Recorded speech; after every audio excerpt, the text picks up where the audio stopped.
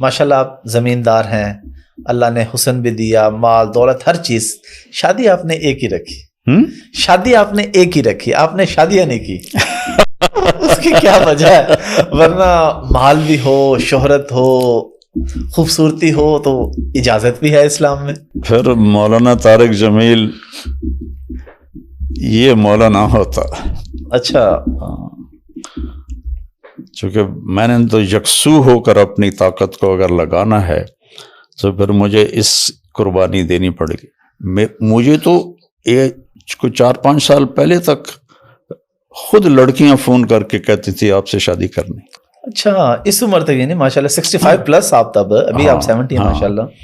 تو شادی کے دوسرے تیسرے سال ہی مجھے آفریں ہونے لگی۔ تو میں اگر اس میں کوئی حرام نہیں ہے جی جی، لیکن اگر میں اس میں لگ جاتا تو پھر 4 بیویاں ہیں تو پھر 20 بچے بھی ہوتے جی تو پھر یہ تبلیغ کا کام تو نہ ہوتا۔ اور میری بیوی نے جو وفا کی میرے ساتھ، اور میری سخت ترین زندگی تھی، مشقتوں سے بھری ہوئی، جن کو میں نے خود اپنے اوپر طاری کیا ہوا تھا، تو سہولت کا راستہ نہیں اختیار کیا، تو وہ اس میں میرے ساتھ رہی۔ تو اس کی وفا بھی میرے لیے رکاوٹ تھی کہ میں اس پر کوئی سوکن کا مطلب پتہ کیا ہے؟ نہیں، ہم نے تو یہی سنا کہ دوسری بیوی ہے تو بس وہ سوکن ہے۔ کن کہتے ہیں جب وہ لوہے کی رگڑائی کر رہا ہوتا ہے جی، تو اس سے چنگاریاں نکلتی ہیں، ٹھیک ہے نا؟ اس ایک چنگاری کو کن کہتے ہیں۔ اچھا، وہ اگر وہ آنکھ میں پڑ جائے تو آنکھ جلنے لگ جاتی ہے۔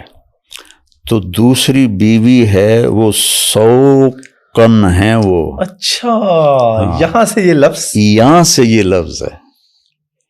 تو جس کی آنکھ میں 100 چنگاریاں پڑ جائیں اس کی آنکھ کا کیا حال ہوگا، اس لیے اس کو 100 کن کہتے ہیں۔ چلیں مولانا ماشاءاللہ بہت شکریہ آپ کے وقت کا۔ لاسٹ پہ میں چاہوں گا آپ فاؤنڈیشن کے حوالے سے لازمی کچھ بات کرنے کہ فاؤنڈیشن نے بہت اچھا کام کیا ماشاءاللہ۔ ہم بھی ٹیلی تھون میں ہماری خوش قسمتی سعادت آپ کے ساتھ موقع ملا لوگوں سے بات کرنے کا، لوگوں نے ماشاءاللہ بہت ڈونیٹ کیا۔ ابھی کتنی اور ضرورت ہے؟ یہ کام کہاں تک پہنچنے والا ہے؟ اس کی کوئی انتہائی نہیں۔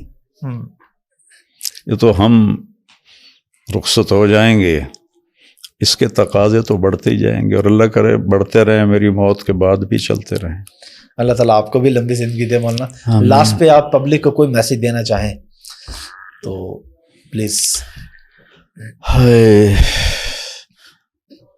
اپنے دلوں کو نفرت سے پاک کر لیں، سبحان اللہ، سب سے محبت کریں۔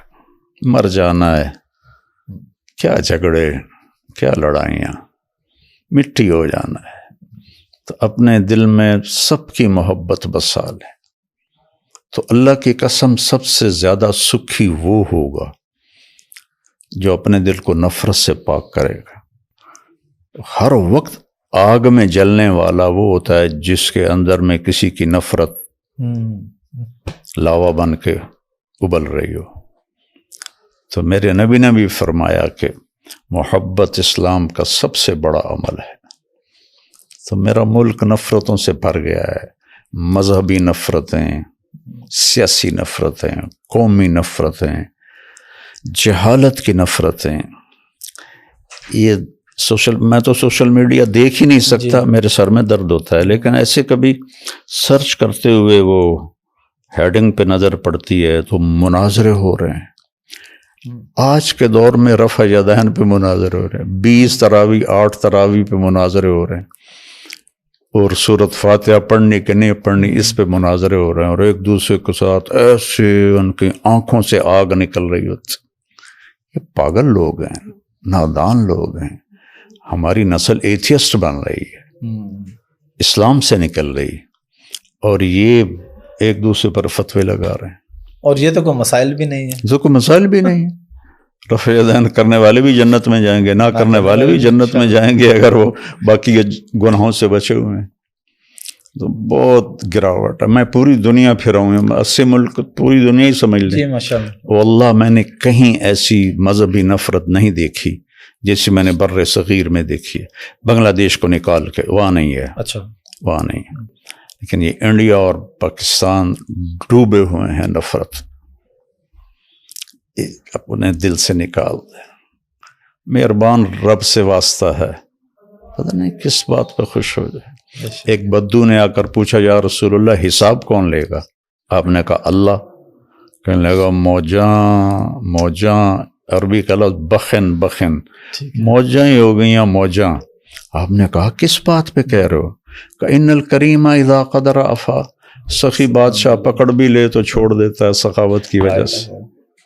ٹھیک ہے, بہت شکریہ مولانا.